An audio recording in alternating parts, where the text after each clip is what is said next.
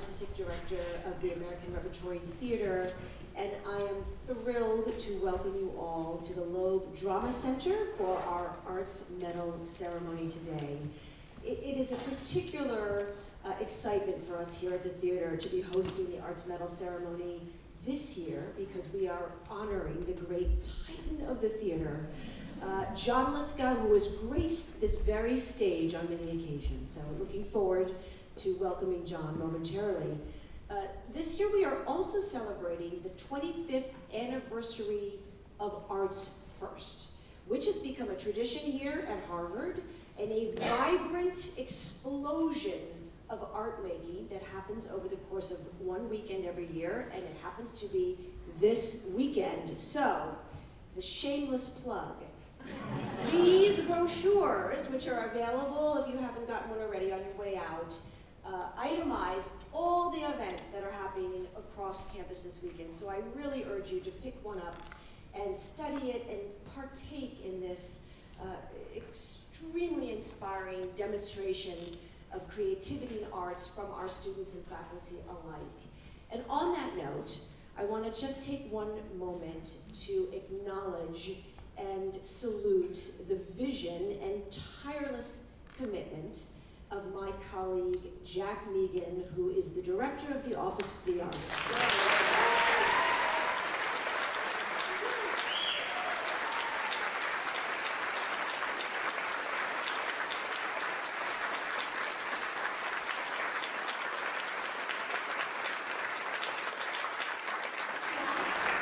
Entire team at the OFA have deepened and broadened the scope of this incredible festival of artists and art making.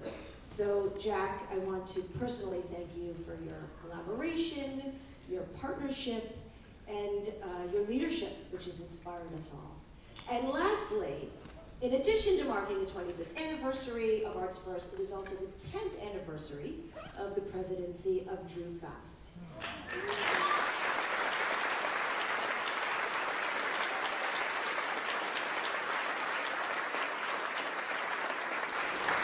Since the very beginning of her tenure, President Faust has been an unwavering champion of the arts on this campus. Under her galvanizing leadership, she has led the charge to integrate the arts into the cognitive life of the university, most recently with the launch of the new concentration in theater, dance, and media. To begin our ceremony today, please join me in welcoming President Faust.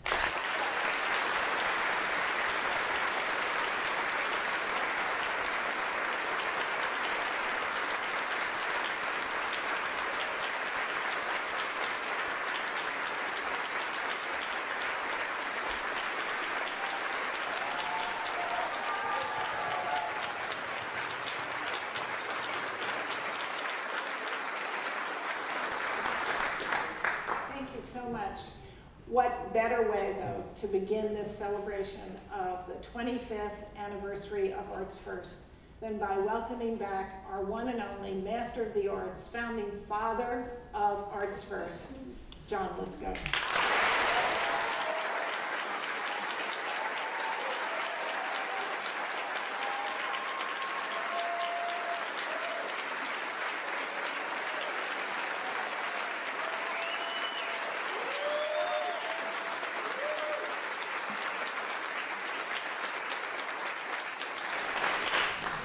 We get a little bit of turnabout fair play tonight as you've interviewed so many arts medalists, and now we get to delve into your past. Delve away. So 5 Emmys, 2 Golden Globes, 3 Screen Actors Guild Awards, 2 Tonys, the list goes on and on. You come from a theatrical family. Tell us a bit about that, the famous orange couch and yellow springs, and your father. How is that an influence, a guiding light? Well, my dad was an amazing, eccentric man, really. He had a passion for Shakespeare. He was a Boston boy. He was born in Melrose. He created Shakespeare festivals when I was a kid in the 1950s, going on into the 60s.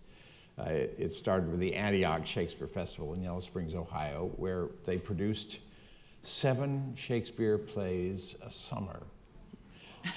Rehearsing in the day, performing at night. Once all 7 were opened, they would run them in rotating repertory for a month and a half, all in the space of one summer.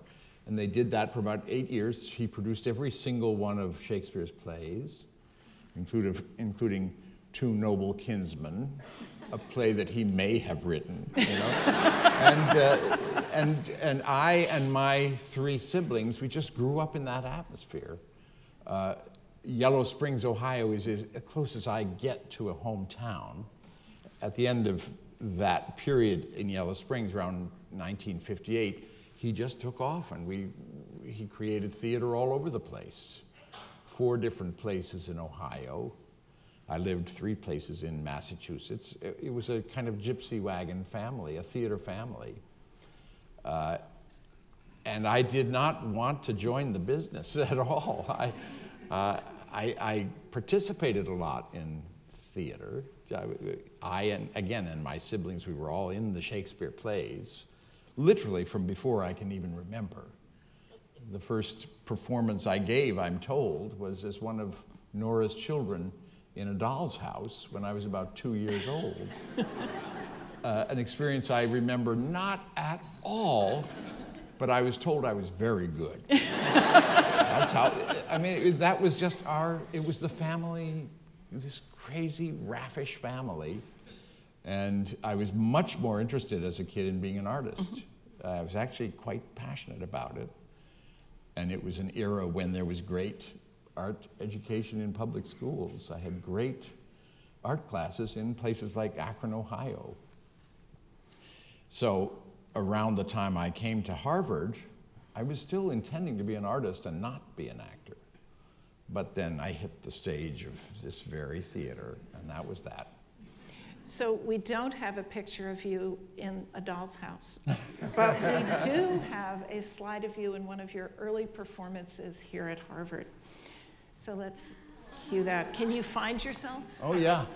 Can others find you? It's the blue ribbon. I hardly recognized right in the him. middle.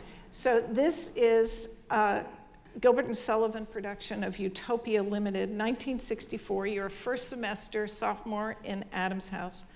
You've said that there was a famous 40-second moment that made you an actor that you experienced at Harvard. What was that 40 seconds? Well, again, it was right here. And every time I've been on this stage, it all comes back to me. In fact, even the sound of that applause when I walked out, I kind of recognized that sound. I had never sung on stage before. Tim Mayer, who's a brilliant young student director at that time, he called me in my sophomore year, by which time I'd already done an awful lot of shows at the Loeb. I was a known quantity, but he didn't know whether I could sing. A townie, an older character man, had dropped out of his production of Utopia Limited, which was, back in those days, the Gilbert and Sullivan Society was done on this stage, and Tim was putting on an enormous extravaganza of Utopia Limited, a very exotic Gilbert and Sullivan operetta set on a South Sea island. And he'd lost his leading man, King Paramount, and he asked me to come over and sing. He said, "Have you ever sung on stage?" I said, "No." But he said, "Come over and sing." And so I stood here, and he sat in the back, and I sang an English music hall song for him. "I Live in Trafalgar Square." And it was like, "That's my Hitler!" You know, I was hired as King Paramount with only a couple of weeks to rehearse, because they'd already lost a couple of weeks of rehearsal when this fellow dropped out. So they rushed me down to the New England Conservatory to give me voice lessons. Oh my gosh. And I just hurled myself into it, and there was, I don't know how many Savoyards there are here, but if you know Utopia Limited, there's this I guess it's a septet at the beginning of Act 2 Society has now forsaken all its wicked courses. It was all about the British Raj taking over an island. And this is actually, that character is the native chieftain of this island, but he turns himself into an Englishman. And this was my big number, the center of this kind of Edwardian minstrel show. And everybody knew that this was the killer number. You know, that's traditional in Gilbert and Sullivan. You always plan 2 encores because it kills. So we did 2 encores. I think I juggled in one of them, and I tap danced in another. And we got through the 2 encores. The crowd went insane. And at the end of the 2 encores, everybody left the stage except me. It was time for me to continue the play. And they did not stop applauding. It just went on and on. It probably went on for about 12 seconds. But it felt like about 6 minutes of applause. My sophomore year at Harvard, and I always said it was during that applause that I decided to be an actor.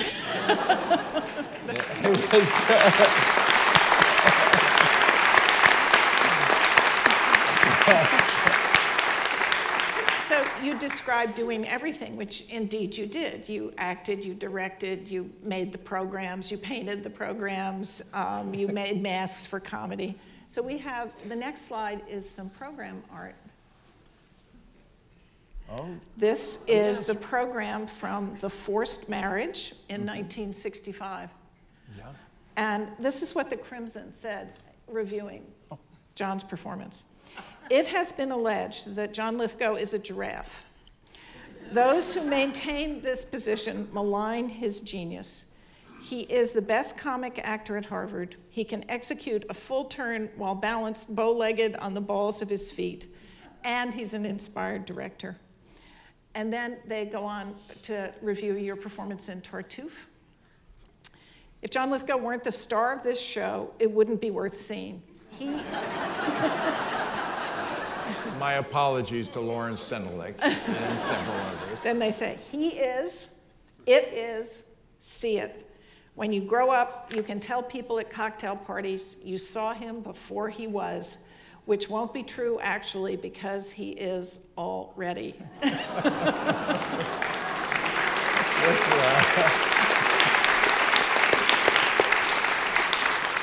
So you have been known to say that your Harvard years were the most creative of your life. We like that a lot. So tell us more about it. It's absolutely true. It had a lot to do with this building. You just had the license, the permission, and the opportunity to do anything you wanted. And wasn't just the Loeb, it was the dining halls.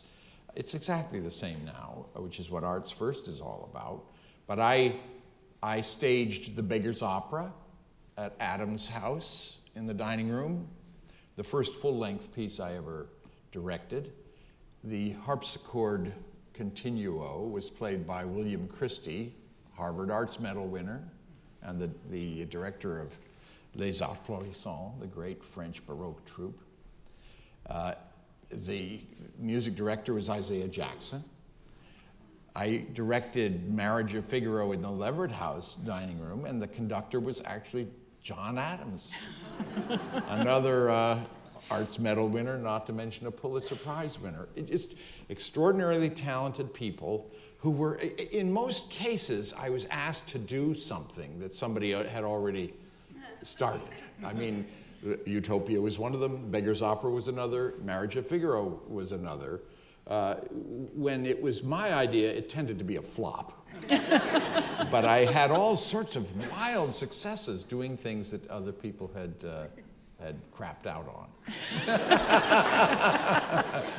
So you had this very lively and influential on your future experience when you were here, and yet you have devoted yourself to expanding the presence of the arts at Harvard and to making more possible in the years since you, well, maybe always, but certainly since you joined the Overseers and founded Arts First. Say a little bit about that and what your hopes have been for Harvard and the arts and how you see that evolution. Well, everything has come along sort of and surprised me. I had no great mission in this area to begin with. You know, I left Harvard, went to England for a couple of years to study proper, came back and, study acting proper, and then I got into the business. I tended to keep it rather quiet that I had even been to Harvard. When you're an actor auditioning for commercials and soap operas, you tend not to say anything about it. And I kind of let the Harvard thread go until I was invited to be on the committee to visit the Loeb in the 1970s, and then was asked to run for the overseers in 1989. I barely knew what the overseers were, but I was very flattered. I thought it was just an honorific. I had no idea how much work it was. So of course I said, oh sure, put me on the ballot. And I was elected overwhelmingly. I outpolled Desmond Tutu. And I think the reason for that, I was only put forward by the Alumni Association because they really did want someone from the creative arts on the Board of Overseers. To their great credit, the only person that anybody could remember from the creative arts was Robert Frost in the 1930s, who only lasted 1 year. He was so bored. So I became the arts overseer. The overseers served for 6 years, and for the first 3 years, I swear, all I could ever think was, what in the world am I doing here? I mean, these were university presidents and major CEOs and lawyers and senators, Senator Al Gore, Senator Elizabeth Dole, Senator James Schlesinger, and me. You know, two things happened after 3 years as an overseer. One was Neil Rudenstein became the new president, who'd been an old friend of mine. He'd been the senior tutor at Adams when I was here. And the other thing that happened was I just realized if I'm going to be useful at all, I'd better assert myself as the overseer with an arts portfolio. And I proposed to like Jimmy Stewart in Mr. Smith Goes to Washington. I wrote a little proposal and I put it to the overseers for a vote to create an ad hoc overseers committee on the arts. And I literally said, if you build it, people will come. I mean, there will be a purpose for this if it exists. And they said, sure. It was like giving me something to do, just like Jimmy Stewart. And I gathered around me the 3 or 4 of my favorite overseers, the ones I'd made great friends with.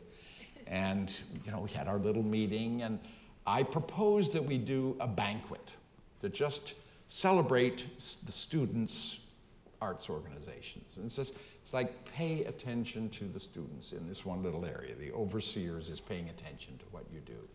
And I made an appointment with Neil and went over and discussed it with him. And to his credit, he said, well, why not make it something bigger? What about if it's a whole day?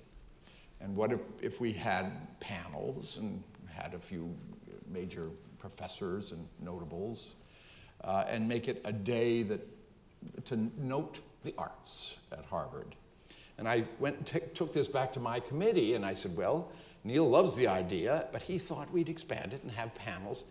And Professor Peter Wood, then of Duke University, a history professor, he said, oh, do we really want to do this? Harvard always does this. They always lay on a panel. They always make it an academic discussion. I thought this was for the students. I thought this was just a great time.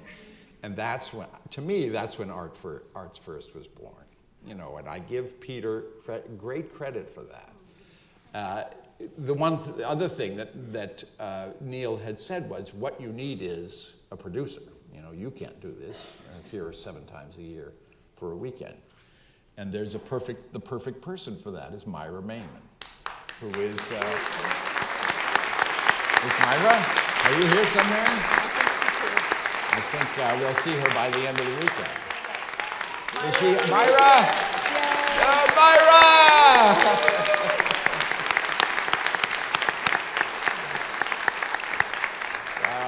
Whenever anyone says that I co-founded Arts First, she's my co-founder.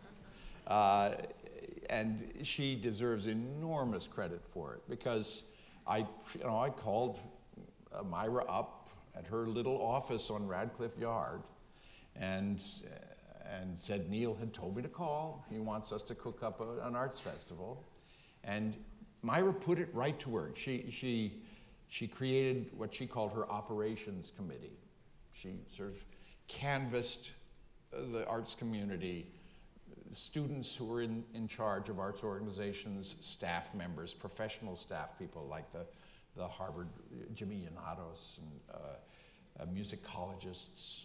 Christian Wolff, I think, was on that committee. And we all got together upstairs at the Loeb House, and everybody was so excited. I remember Christian Wolff said, "I've been waiting for this conversation for 20 years. It was an idea that simply was just waiting for somebody to propose it. The fact is, it came from an overseer. It came from the top, from the governing boards. Otherwise, it never would have happened. It was the overseer's arts festival. And it was such a success that the overseers were stuck with it. They were going to have to support the arts whether they liked it or not. And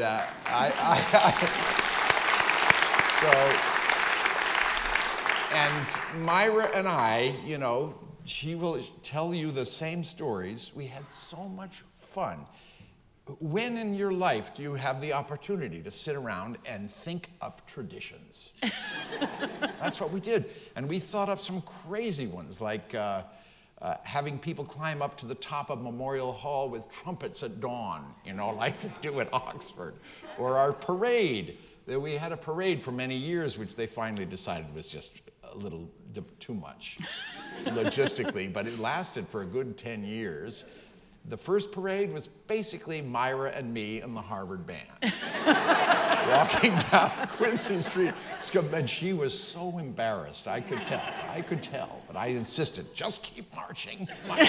And it was wonderful. But everything we do this weekend, we did in 1993.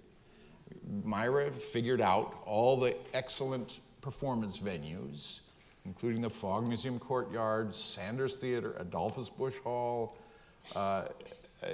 Appleton Chapel, all of them we used then. And we worked out this scheme. I always compared it to SeaWorld, where there's several venues, but they change every half hour. And that way, between 1 o'clock and 5 o'clock, we can have whatever it is. Math is not my strong suit. Something like 80 performances, and it happened then. It happens now, and it was such an exciting year because I remember calling her with bright ideas, or she would call me, and it was such a wonderful success. The other marvelous thing about it was that it was free, and we invited the community in. It was like a wonderful moment when the barrier between Harvard and Cambridge just came down. I think we even had the mayor of Cambridge there. And so Arts First happened, and then the discussion was, well, when should we do it next? Should we do it once every 4 years so that every student has the experience? Should we do it every other year? Was it all too much trouble? Should we never do it again and just remember it? And I said, no, the most important iteration of this festival is next year.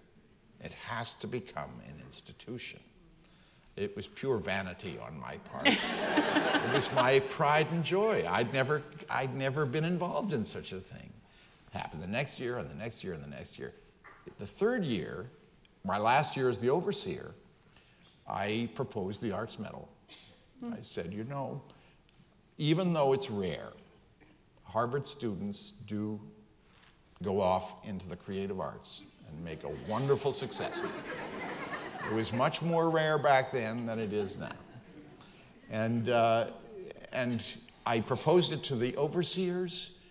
in like a 3-minute pitch, and once again, they just voted yes, just to indulge me. I think it was a little farewell present to me. And I remember Margaret Marshall was there. She was the legal counsel at Harvard, and she couldn't believe that this had just happened. She said, wait a minute. You know, you don't establish a medal at Harvard without like a 3-year review. This has got the... But nope, we had our arts medal. And I went...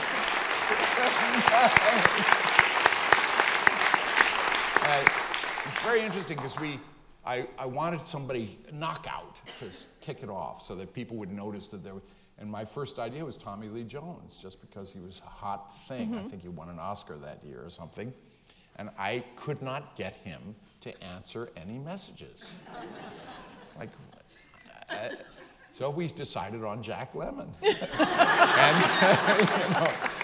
And he was very, very hard to persuade, too. The first 3 medal winners were Jack Lemmon, Pete Seeger, and Bonnie Raitt. All of them were accustomed to being asked to be honored. None of them liked it. And they were all sick and tired. They'd all won plenty of awards, and they'd never heard of the Harvard Arts Medal. So in every case, I had to persuade them and cajole, and I even had lunch with Jack Lemmon and his manager to persuade him to do this. It's funny. They all had a fantastic time. And I interviewed them just like, those were the first 3 interviews in much smaller settings. They were in common rooms. And the 4th was John Updike, who said yes like that. And Tommy Lee Jones came Tommy later. Lee, I finally got Tommy Lee to come. And you have been so faithful to Arts First. You've come every time, right? I missed 2 of them. You missed 2. But you tell producers of plays and directors of plays as you sign your contract that you will not be there for the night of Arts First. Yeah. And that's just As a matter of fact, terrific. the first Arts First, I was working in South Africa. And I traveled all the way to Cambridge just for the event, and then had to travel all the way back. I think I left on a Wednesday and returned on a Monday, and that is a hell of a trip. Oh my gosh. But I was here. I was here for it. Great story, great story. Let's go back in your life a little bit. You talked about going to England and then coming back to the United States. And in 1973, you debuted on Broadway and won a Tony, your very first play, for The Changing Room. That's right. Then kind of made your breakthrough in film in 1982 in The World According to Garp as a transgender former football player. This is often seen as your breakthrough role in film. And we have a clip of you in this. Oh, great. With Glenn Close. Wait, let me tell you the other players. Glenn Close in her film debut, and Robin Williams in his first dramatic role. So here it is.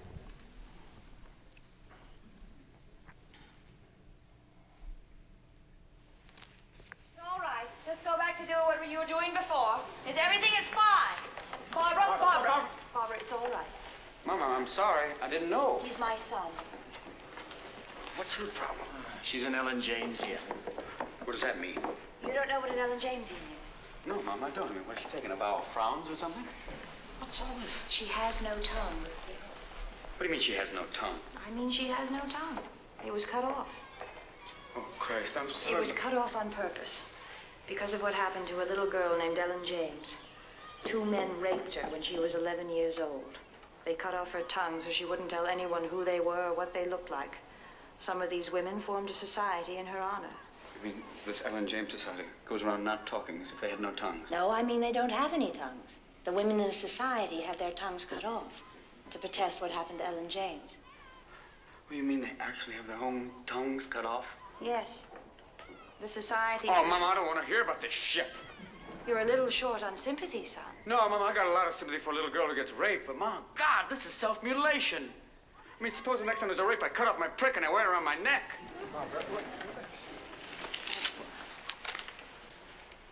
Well, I got a good idea, too.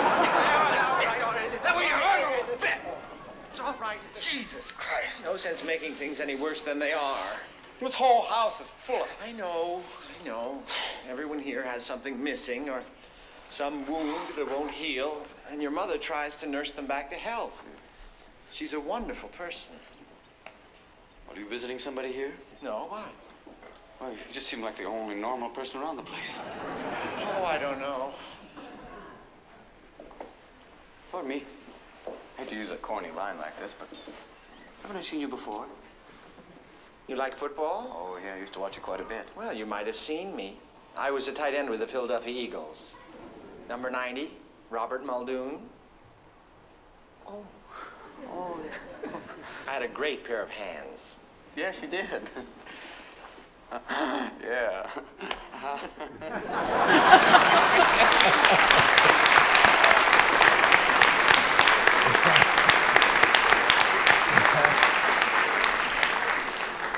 So among the many gifts that you have bestowed on Harvard, one includes your papers that you've been giving to the theater collection. And there is a journal of yours there that muses on this role. And you said, I stood there in pantyhose and body stocking, feeling as ridiculous and ugly as I've ever been. Roberta Muldoon will either dash my actor's narcissism for good or give it such an inflating boost that I'll be unlivable with. When did you know you nailed it? You know, it came extremely easily. I mean, George Roy Hill directed that film, and he was a wonderful old-time director, one of the last real, sort of in the John Ford mold. We rehearsed it for 2 weeks, just as if we were rehearsing a play. He'd come out of live television in the 1950s, and that's the way they did things.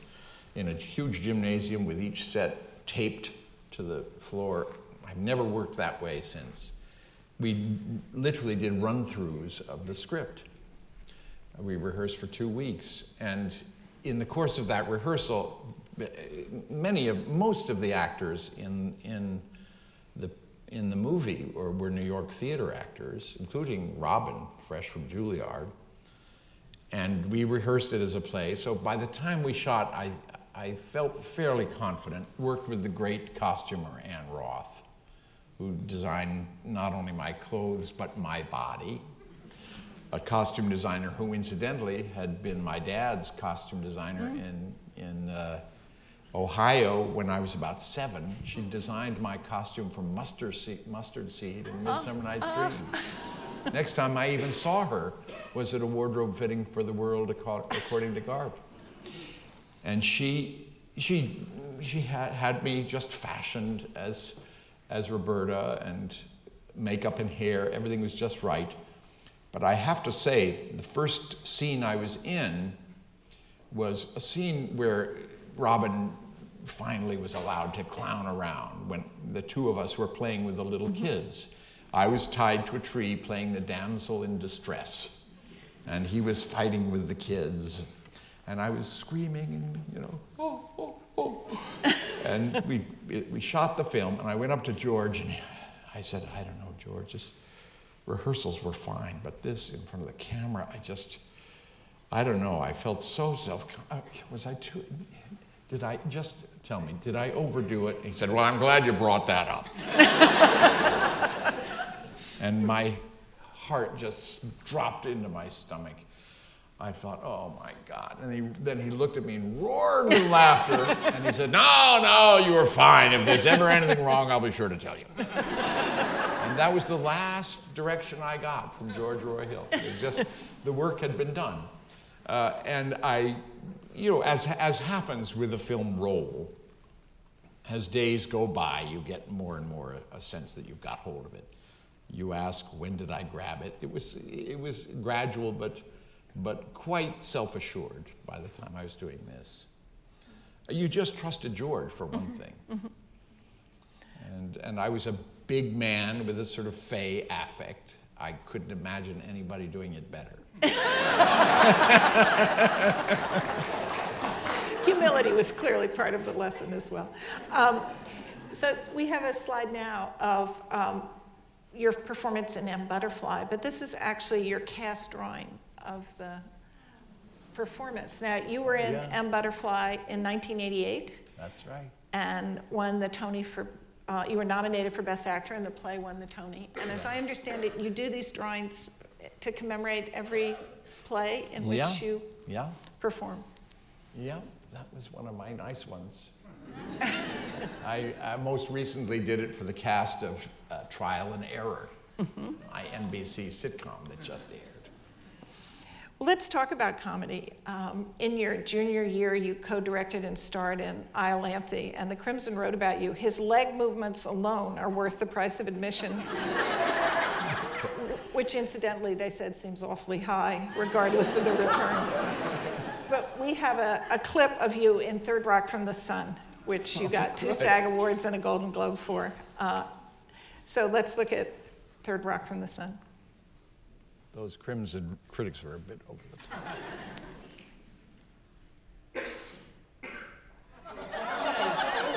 Father Matthew.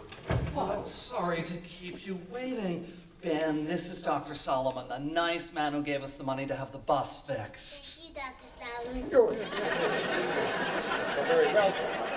Thanks to your generous pledge, we can fix the bus, and our kids will see things they have never seen before.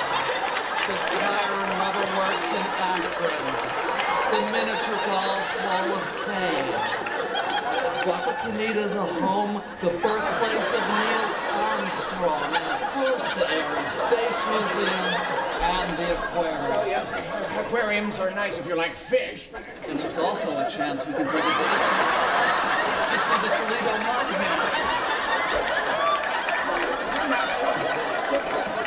Allow me to be perfectly frank. I know you are not a wealthy man. No, I was going to say that... And I know it wasn't easy raising a family of 4 on a professor's modest salary. Yeah, that's exactly what Which is why your generosity means so much to us.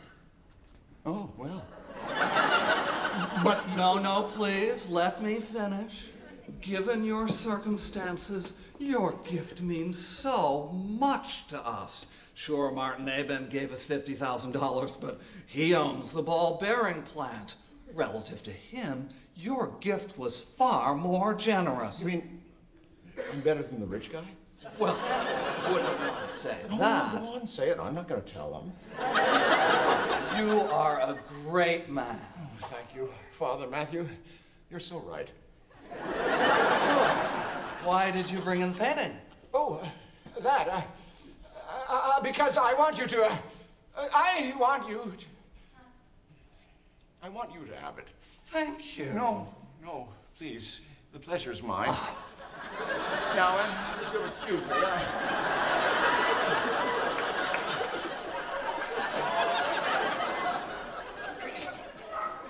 Could you either get this kid off my leg or else put another one on? Because it's really throwing off my balance.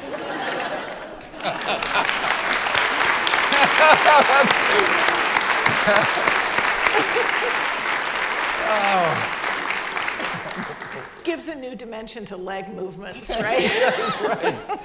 So you wrote your senior thesis about comedy. So what have you learned since that might have informed your thesis writing self? Oh, well, I wrote, my thesis, I think, was on satire in Restoration comedy. It wasn't exactly about performing in front of an audience. I think, I don't know, I probably, the 6 years of Third Rock just expanded my horizons exponentially. That's so wonderful. That was the 5th year, and that kind of thing. I remember very specifically devising that scene and telling that wonderful little boy, just hang on, just hang on. Don't, no matter what I do, just hang on for dear life.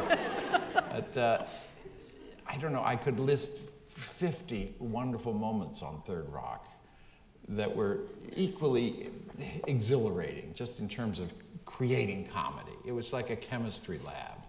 And you were also working with incredible comedy writers and a wonderful cast of mainly theater-based, mainly comic actors. It was very liberating. I really think the show was kind of genius. It was this wonderful wild swing between very smart and very stupid. And to me, it's like English comedy, Fawlty Towers or Monty Python. That's what we aspire to, that kind of combination of battiness and really stimulating, thought-provoking, smart writing. I don't know, have I learned over the years? I've just heard lots and lots of laughter and learned to manipulate. So you can make things that seem not at all comic appear both comic and deeply meaningful at the same time. And I say that thinking of a performance you did on the Colbert Show, which we also have a clip of. This is from March 2011. You are reading a press release from Newt Gingrich. Well, folks, I hold in my hand the actual press release. Quote, you know what? I don't think I've got it in me to properly convey the epic genius of this verbal spanking that Newt is dishing out here. So instead, here to perform the actual press release, verbatim, please welcome Tony and Emmy-winning actor, Sir John Lithgow.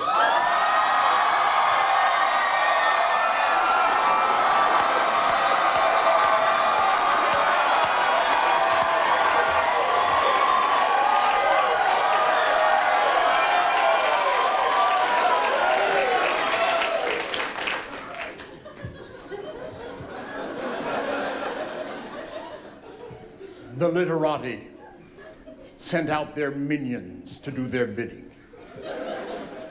Washington cannot tolerate threats from outsiders who might disrupt their comfortable world. The firefight started when the cowardly sensed weakness.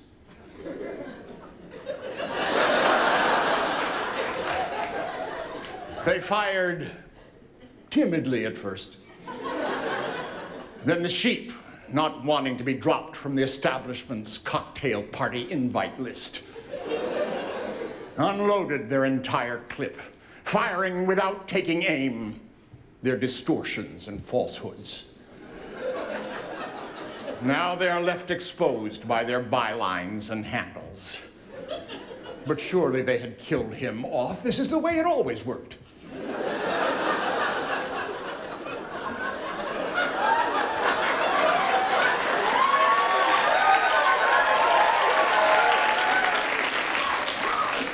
A lesser person could not have survived the first few minutes of the onslaught.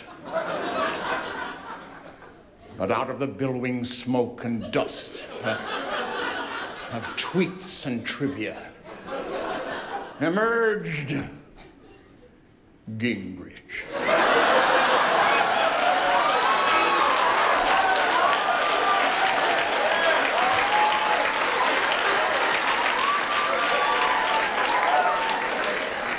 Once again, ready to lead those who won't be intimidated by the political elite and are ready to take on the challenges America faces.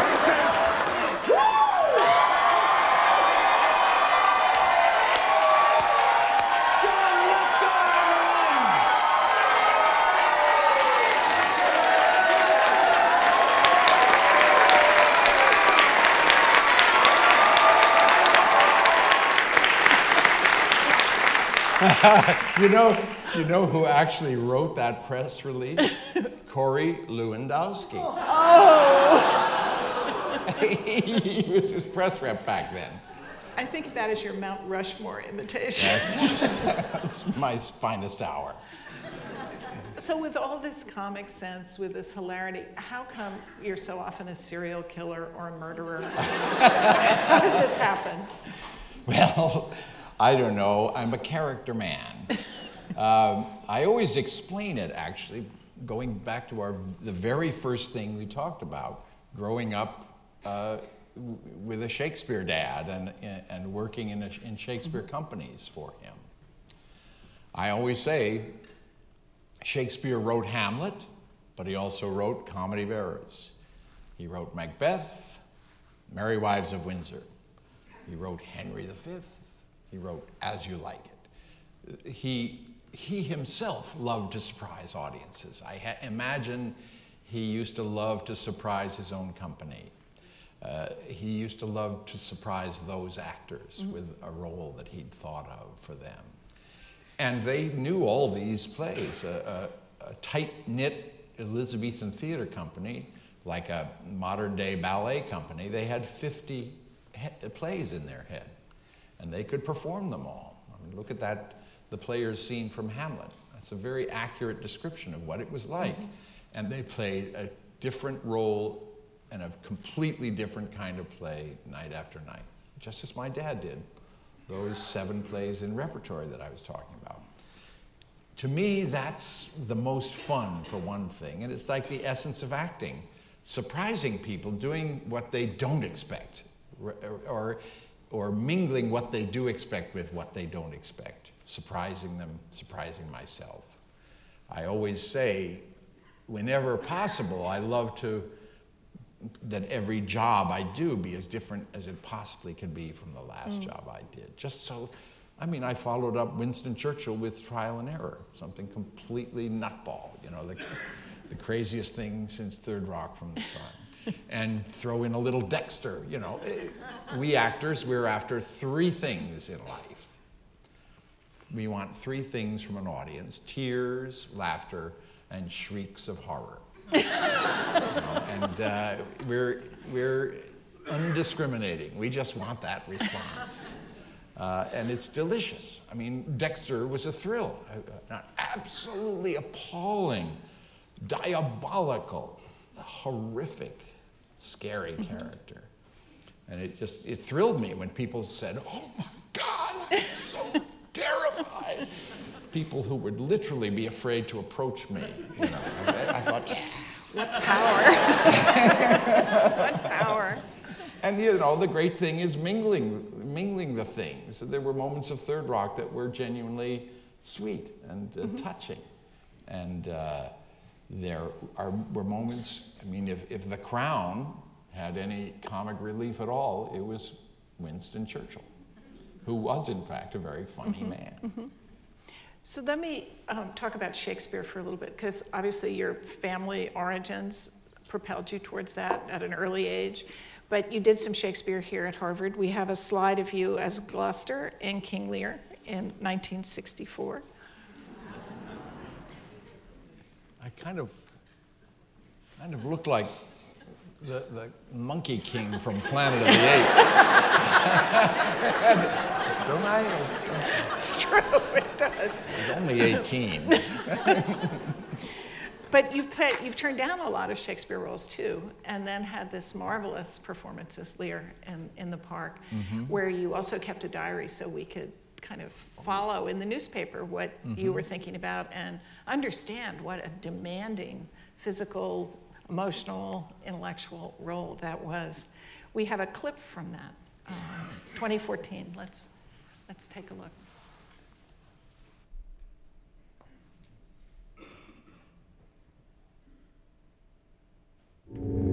Blow winds and crack your cheeks, rage, blow you cataracts and hurricanes. Spout till you have drenched our steeples, drowned the cocks, you sulphurous and thought-executing fires, vaunt couriers to oak-cleaving thunderbolts, singe this white head!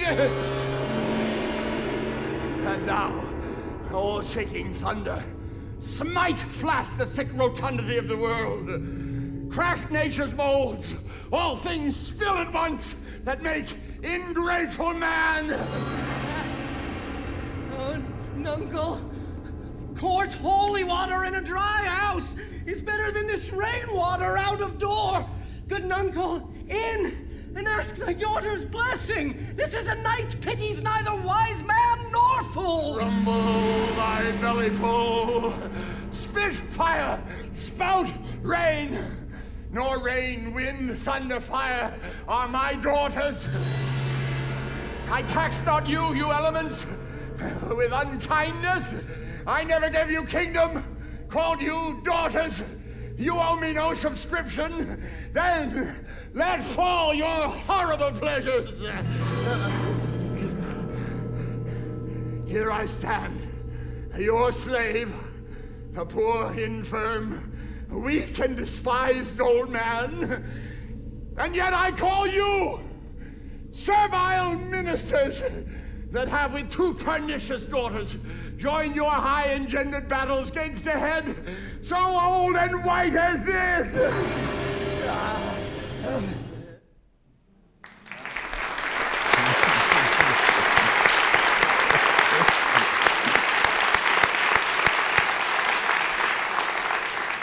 I was struck reading the newspaper rendition of your thoughts, how physically demanding you described that role as being. Say a little bit about that and about training for a role, not just for the dramatic parts, but just the strength that it takes. Yeah, I of course I knew that was the main challenge. It's the only time I've ever learned an entire role before the first day of rehearsal, because I knew you can't be looking at your script. You can't be struggling with just the lines along with everything else. And I knew that those 4 weeks were purely building your vocal stamina and your physical stamina. Fortunately, I only had to do it 24 times, and there were no two-show days. It was just at night in Central Park. It was a fantastic experience. It was, because it's such an elemental play, it's a wonderful play to do out of doors. We even had the occasional raccoon run around on the side of the stage, and a couple of times gigantic rainstorms interrupting the show. Never quite at the right moment. But it was thrilling. I had been in the play before. I knew the play quite well.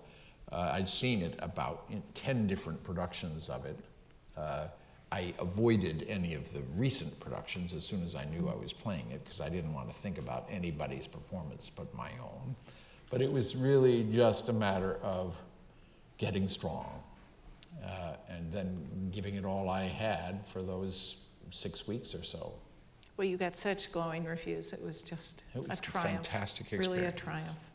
So I have a final clip, which is, of course, Winston Churchill, your prize-winning role from The Crown, and the role in which you, as however tall you are, what are you, 6'5" or something? 6'4". 6'4", played 5'6" Winston Churchill. 6'5" is way too tall for Winston Churchill. But you know something? Winston Churchill isn't short anymore. You made him tall. In memory and history, he is going to be 6'4". So how did you prepare for that role? And tell the story about the bathtub that you told me about, how you had to spend a whole day freezing to death in the bathtub. I don't know how many of you have seen it. There's this bathtub scene. A wonderful, well, there has to be a bathtub scene. It's Winston Churchill. He bathed every day. Yes, I did spend a whole afternoon, a fabulous scene and a very funny scene in the second episode of the 10. And I lay in the bath all day. It was actually very comfortable. It was not, they kept it nice and hot and topped it up with bubble bath. Didn't you get all crinkly? No, I pruned up a little bit, but I didn't mind. I just felt wonderful. And I loved the scene. It went so well. And just before they started, they just showed me the bubble bath and said, are you allergic to bubble bath? I said, no, it's fine. It's fine. Around 2 a.m. that night, after lying in a bathtub for 4 hours, I suddenly got this unbelievable itching in my palms, waking me up, and it started spreading all over my whole body.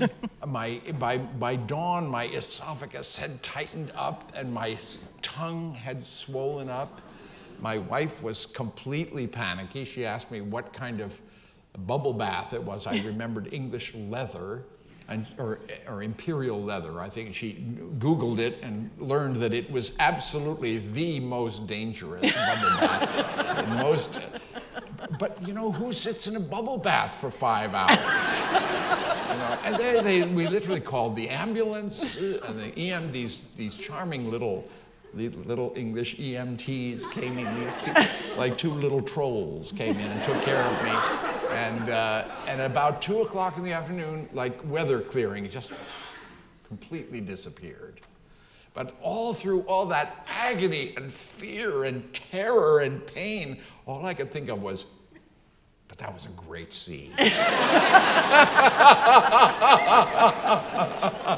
So we will watch it with renewed appreciation. But this is not the bubble bath scene. This is another scene. But Sorry. don't miss it. Don't miss it. Here's another bit from The Crown.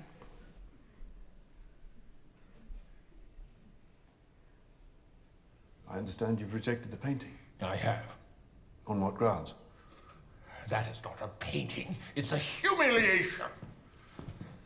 How shall I paint him today? Sitting on a chair, producing a stool. A broken, sagging, pitiful creature, squeezing and squeezing. That's not how it's being seen. That is how it is, and I will not accept it. I don't think it's wise to reject it. It was commissioned by the members of the Joint Houses of Parliament as a sign of respect. But then they should have commissioned an artist who is respectful, instead of a Judas wielding his murderous brush. Look at it! It is a betrayal of friendship and an unpatriotic, treacherous, cowardly assault by the individualistic left. As regards the friendship, clearly there is none. I accepted this commission because I admired you, and I came through the experience admiring you even more. You make monsters of everyone you admire. It's not vindictive. It's art. It's not personal. Well, you are a lost soul. A narcissist without direction or certainty. Please, sir. Don't overreact. Give it time. I showed the sketches to your wife throughout the process. She remarked on how accurate they were. That is the whole point. It is not a reasonably truthful image of me. It is, sir. It is not. It is cruel. Age is cruel.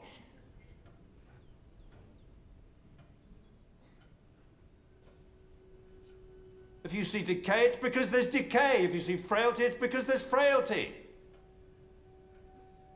I can't be blamed for what is. And I refuse to hide and disguise what I see. If you're engaged in a fight with something, then it's not with me.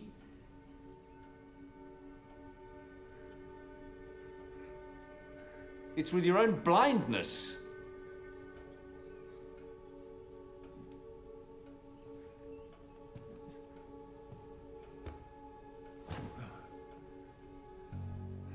I think you should go.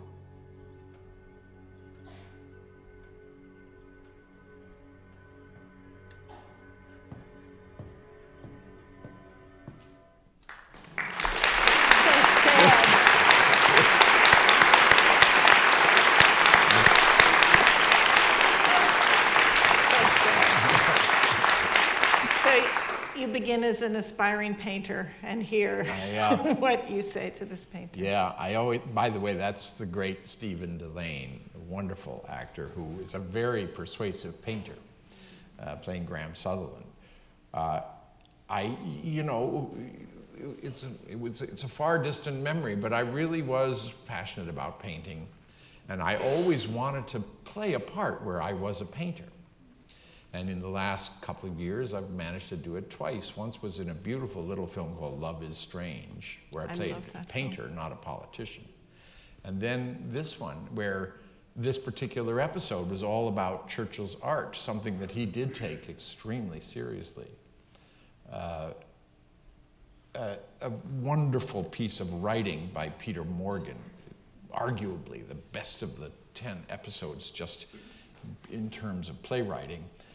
Because it was about, I think it's the best thing I've ever seen about the intersection of art and emotion. What is art all about? Why do we do it? Here you have a deeply committed professional artist, Graham Sutherland, and a rather arrogant amateur painter, Winston Churchill, who thinks he knows more than anybody else about just about every subject. And the dialogue between the two of them, and they're both very injured men, and how bit by bit they become friends and open each other up on the subject of their own hurt, and how that connects with their art. I really have never seen that done so well by a writer. It's a marvelous episode. It's such a wonderful distillation of art and emotion as you've described it. And I actually got to, I sat out there painting that pond for hours on end while they just, the cameras swept around me and I just painted away. It was just bliss. So Lear, Churchill, all these wonderful roles. Is there some role you've never played that you still hopefully will play? I don't fix my cap on roles. Lear was the only answer I ever had to that question, and now I've done it. So I sort of rely on other people's bright ideas for me. I never would have cast myself as Churchill. I was amazed when they offered it to me out of the blue. I would say probably all the really important, the work that I've done that's been most important to me has always been somebody else's idea. It's good for an actor to entertain other people's inspirations, because they think of you much more broadly than you think of yourself. So we'll look forward to being surprised, as you too may be surprised. Great. Yeah. So let's thank John Lithgow before we go on to the next. Thank you. Thank you.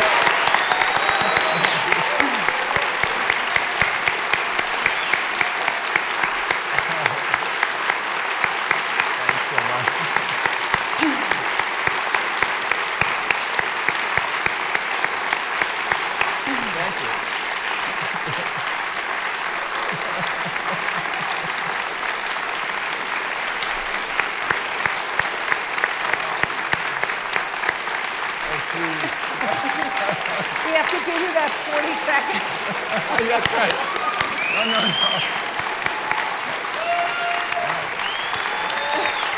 Please, no.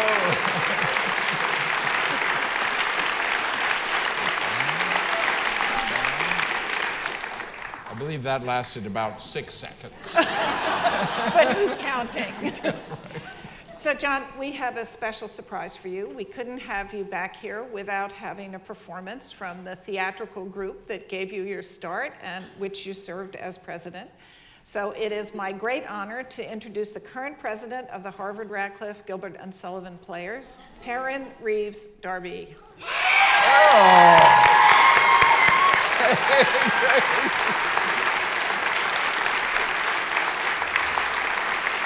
Awesome. Ladies and gentlemen, the president of the college, Drew Faust, the esteemed John Lithgow, thank you so much for having me. I'm Perrin Reeves Darby, the current president of the Harvard-Radcliffe, Gilbert and Sullivan Players, a Victorian light operetta company that's dedicated to the works of Gilbert and Sullivan.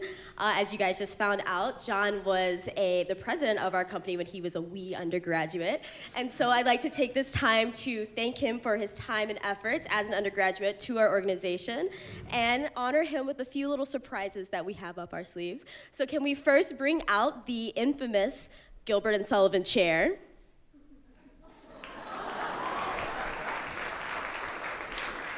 Now, John, this is the exact chair that you sat in your 1964 production of Utopia Limited. I don't know if you remember a long time ago, but we updated a bit just for you. It might look a bit different, but hopefully it's just as comfortable. Would you like to take a seat?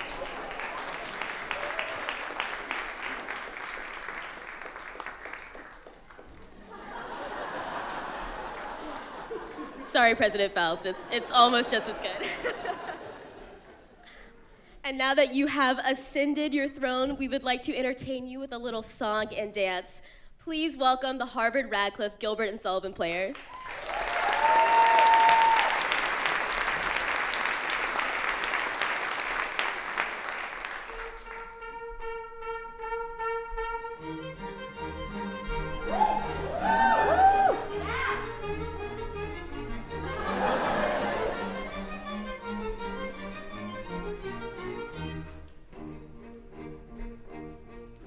He is the very model of a modern major thespian. He's acted oh so many roles, and none of them pedestrian. A juvenile alien, a waiter in a Campbell ad, and late for an important date. At least this time he wasn't mad. His legendary skills no myth, he's dexterously sinister. For just observe his door, tyrannic, puritanic minister. And then add Margot, Josh and Kane, a nanny kid, and hustling crook. Hustling crook, that's a hard one. Got it! But then, good news, he settled down and thought to write a children's book. But then good news, he settled down and thought to write a children's book. But then good news, he settled down and thought to write a children's book. But then good news, he settled down and thought to write a children's book. He's killed more people on the screen than sit now in this audience. Play nobles, realized in godliness. His shortest stills are legendary, utter grand and magnificent. He is the very model of a modern major thespian. His shortest stills are very good, other than pedestrian. He is the very model of a modern major thespian. There was the time he ran into a Sasquatch and adopted it. Played Santa's evil rival, selling candy canes, all counterfeit. Tobias, then the elephant, and our own Lord High Chancellor. A dirty, rotten scoundrel, but compared to her, an amateur. He was once an alien reptile, then a reverend who hated dance. Then Winston Churchill and a magistrate in curious circumstance. And the Gremlin seeking passengers, straight-jacketed and soon deplaned. Deplaned, ooh. That's a hard one, isn't it, John? Got it! All else aside, you need to know he wasn't Dr. Fraser Crane. All else aside, you need to know he wasn't Dr. Fraser Crane. All else aside, you need to know he wasn't Dr. Fraser Crane. All else aside, you need to know he wasn't Dr. Fraser Crane. A lord in Shrek consumed by dragon, most would say he wasn't missed. A gossip-loving, kidman-hiring, gossip-loving columnist. In short, his roles are varied, weird, and utterly pedestrian. He is the very model of a modern major thespian. None of them pedestrian, my good sir. None of them pedestrian. He is the very model of a modern major thespian.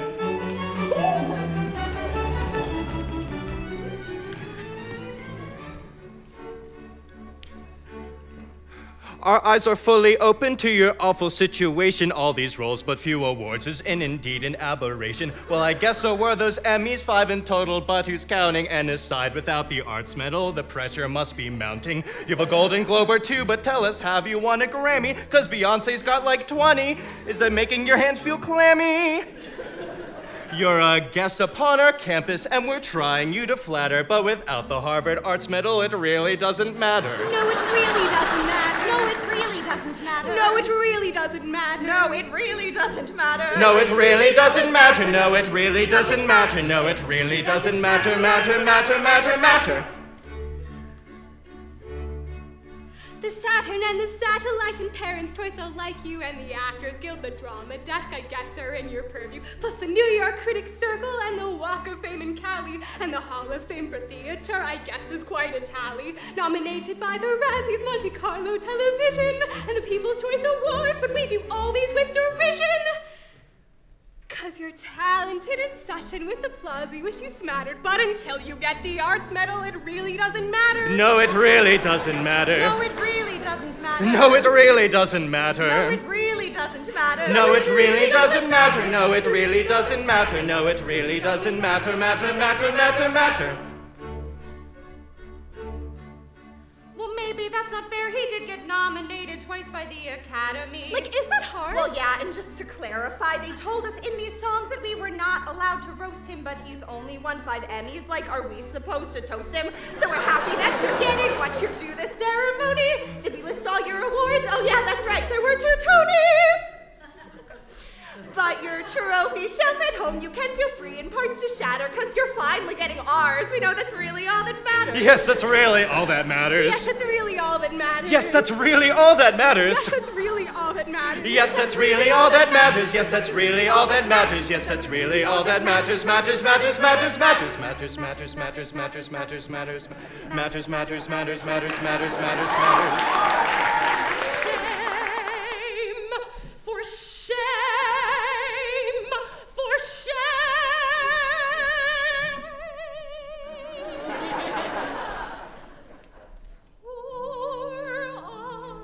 John, when will it be your day?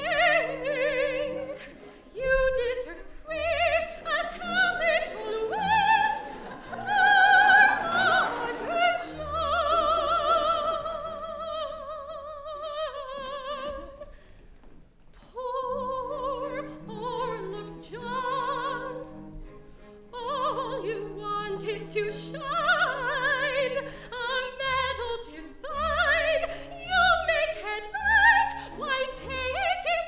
It is thine. Take it, no time to wait. Take this honor, we think you're great.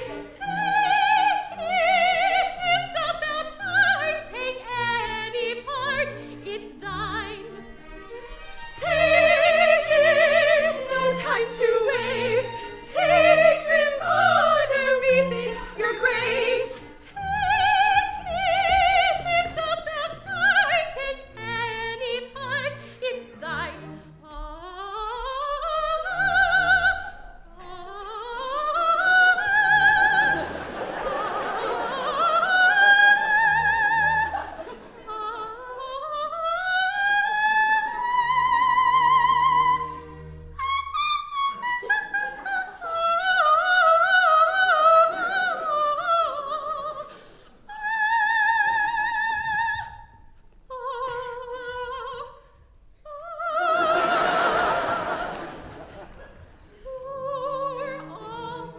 John, this festival now is your day. You deserve praise, a talent always. Honored John.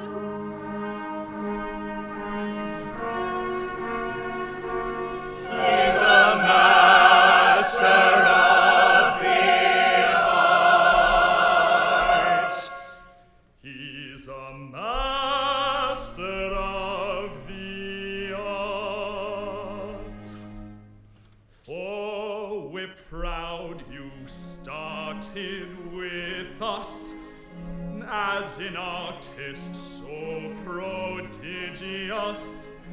He's a master of the arts. He's a master of the arts. For he might have gone to med school or consulted to ridicule, or perhaps to run Walmart, or perhaps to run Walmart. But in spite of all temptation to attain another station, he's a master of the arts. He's a master of the arts. And with utmost celebration for our greatest commendation, he's a master of the arts. He's a master of the arts.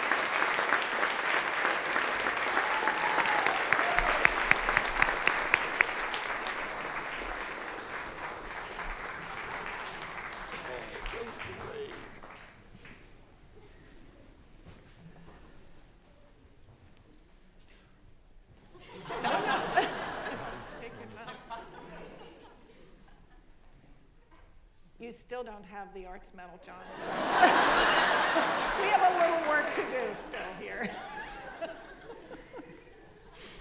So this is the moment of the presentation that you know so well, that you created and helped celebrate with 23 other distinguished Harvard artists before you.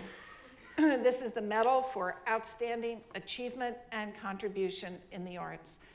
For 25 years, we've been dying to give this to you, and we know that you have secretly coveted it. Drum roll. Drum roll. We honor you today, John Lithgow, as a stage master we cannot imagine ourselves without. Our festival founding father, our own Johnny Appleseed of the arts, our midwife, our muse. We celebrate the moment the Loeb took hold of an aspiring young artist and gave him a stage until, lucky for us, out of the smoke and dust of Adam's house emerged Lithgow, Master of Arts. We express our deepest gratitude for all you have done for Harvard, evident in a list of just a few of the many of the gifts you continue to give us. You captivated Cambridge audiences before the rest of the world knew the joy of your talents.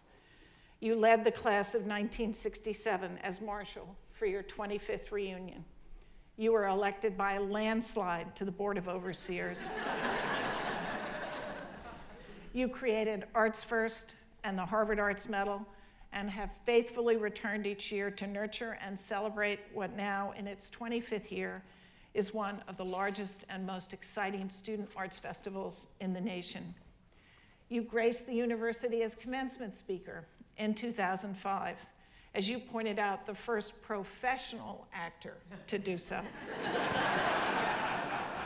Receiving your honorary doctorate and delighting us with the adventures of the irrepressible Mahalia Mouse in a book dedicated to the class of 2005. You honored a new president at the time of her inauguration in 2007 with hilarity and grace. And you continue to inspire generations of Harvard students with your generosity, your goodness, your extraordinary career. As Ogden Nash would say, don't set us down as vainglorious. We are just a little euphorious. We understand that's one of your favorite poems. Now, for such a giant of the arts, we couldn't do this in the usual way. A man of your stature must have a bit of the theater that you continue to give so generously to us. And so, without further ado, the 24th Annual Harvard Arts Medal.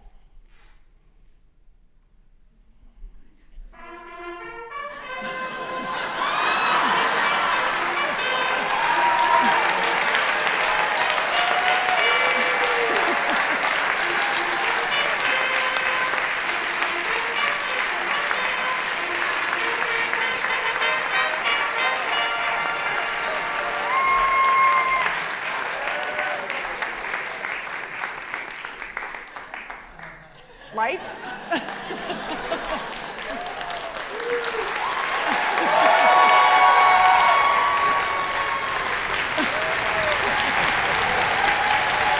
Thank you so much.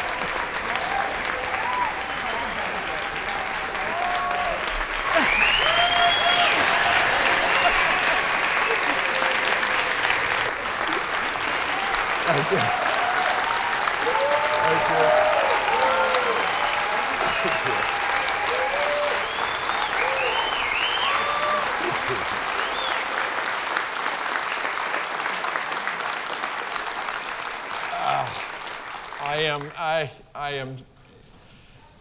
I am downright embarrassed by how moved I am by this moment. Drew, thank you so much. One thing you have to get used to as an actor is that everything you do is eventually forgotten. And I don't mind that at all, because I feel that, you know, everything I do is of the moment. If it isn't happening right now among all of us, it's not happening. Therefore, the moment passes, it lingers in our memory, it's a wonderful thing for a while, and then it's forgotten, as it should be, as you move on to other great moments. An actor has to make peace with that, and I've made peace with it. I just love acting. I love the process, but I know it's fleeting. It's exhilarating and it's fleeting. Arts First feels like it's going to last forever. And it makes me so, so very proud. I really do think of it as my pride and joy, even though I did almost nothing more than have a bright idea. The people who have really created this, the success of this festival, Myra, as I've mentioned before, Neil, Lawrence Summers, who surprised everybody with his commitment to the arts, and Drew, who has been a miracle for Harvard in this area. And of course, the students. I mentioned that man, Peter Wood, my fellow overseer, who made that wonderful remark about how it should be all about the kids. I remember once somebody proposed that the overseers have a couple of meetings in Harvard houses with the students, like lunch meetings. And Peter chimed in front of all of the overseers, he said, "I think that would be a bad idea. The overseers might meet a student." You know? Well, the wonderful thing about Arts First is it's something the overseers could do for them, to just let them know that we were paying attention and that we appreciated the extraordinary talent of Harvard students, not just their intelligence, but their tremendous, just unending creative spirit. I come back to Harvard every spring, not out of any sense of obligation. It's the one weekend that just sort of restores my faith, especially at a moment in our history like this. I come back here to just feel great about things again, because it's these fabulous people, these fabulous young people. This is only a tiny group of the thousands who participate on the weekend. Just think what that means to the person who got that bright idea 25 years ago. This is wonderful, but that's even better. Thank you all for coming here today.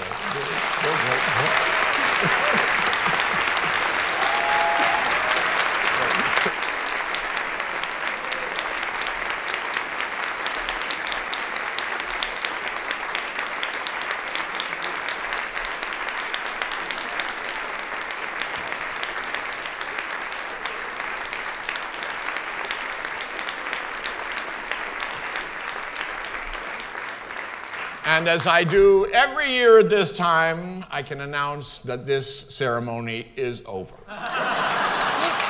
Thank you so much.